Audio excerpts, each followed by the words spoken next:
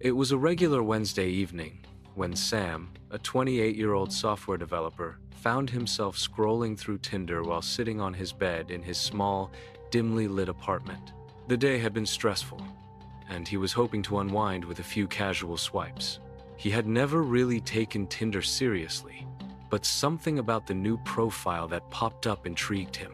Her name was Emily, a tall brunette with captivating eyes, a subtle smile, and a bio that was both mysterious and inviting. Looking for someone to share late-night walks and good conversations, it read.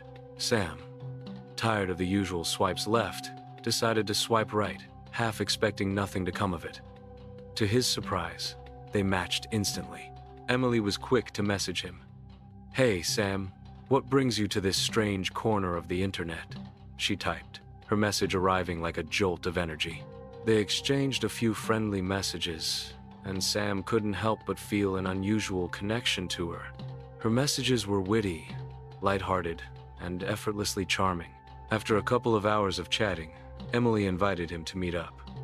"I know a quiet cafe near your place. How about we meet there tomorrow evening?" she asked, and Sam agreed. The idea of meeting her in person thrilled him. She seemed like the type of woman who could sweep anyone off their feet. The next evening, Sam arrived at the cafe a little early, feeling a mix of excitement and nervousness. The lights inside flickered gently, and the air smelled faintly of freshly brewed coffee. He sat by the window, watching the street outside. Minutes passed, but Emily still hadn't shown up. His phone buzzed. It was a message from her. "I'm running a bit late, but I'm at the park nearby. Meet me there?" Sam was a little confused, but decided to go with it. After all, she seemed trustworthy so far. He quickly grabbed his jacket and left the cafe. As he walked to the park, a sense of unease began to creep in. The park was dimly lit, with only a few stray lights casting long shadows. He scanned the area, but there was no sign of Emily. He called her, but the call went straight to voicemail. Maybe she's just running late, he told himself, trying to shake off the growing sense of discomfort. Minutes stretched into an hour. He walked deeper into the park, passing darkened benches and empty pathways.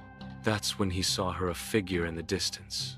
Emily, standing under the glow of a nearby street lamp, looked even more beautiful in person than in her photos. Her smile was warm, but her eyes, now, had a strange glint to them. "Sam, you made it," she said in a voice that was softer than before. Something about her tone felt off, though. "Come closer." Sam hesitated, but then walked towards her. As he approached, he noticed something strange. The woman standing before him wasn't exactly like the Emily he had been chatting with. The smile was the same, but her posture was stiff, unnatural. Her clothes, too, seemed different. "You don't look like yourself," Sam muttered. Emily's smile grew wider, almost too wide, and her eyes gleamed. "I'm not her," she whispered. Sam's heart skipped a beat. His mind raced. His hand instinctively reached for his phone to call for help, but as his thumb hovered over the screen, Emily took a step forward. In an instant, the world seemed to distort. The park around him blurred into shadows.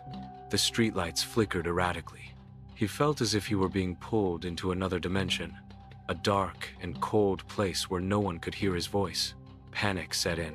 Sam's phone was now dead, the screen black despite his attempts to revive it.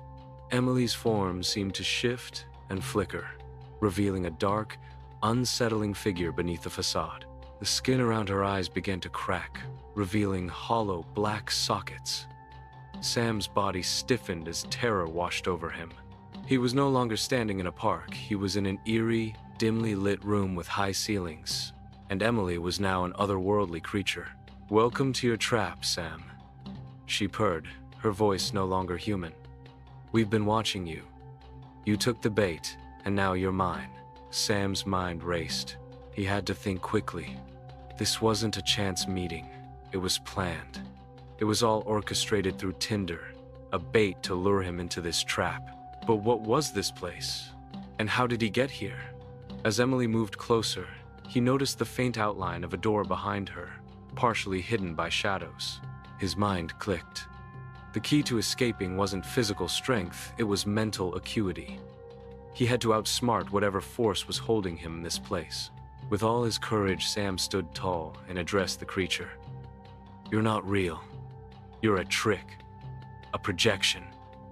I'm not falling for it." The creature's smile faltered, and for a split second, it seemed confused. "Not real?" The creature's voice echoed, growing darker. "You think this is a game? I don't think." "I know," Sam said firmly, his heart racing but his mind clear.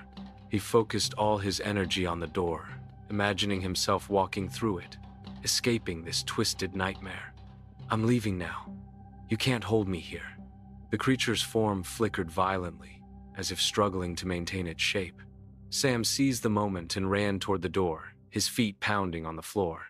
His body felt lighter, as the dark room seemed to unravel with every step he took. As he neared the door, Emily let out a blood-curdling scream, but Sam didn't stop. With one final push, Sam yanked open the door and stepped into the blinding light. He stumbled forward, gasping for breath. He was back in the real world, standing in the park where it had all started, his phone still in his hand, but now fully charged. The night air was crisp, and the park was peaceful once more. Sam's hands trembled, but he quickly ran back to the streetlights, away from the shadows that seemed to linger behind him. His mind buzzed with confusion. Had it all been a hallucination? Was it a dream? Or had he truly escaped some otherworldly trap? Sam never met Emily in person.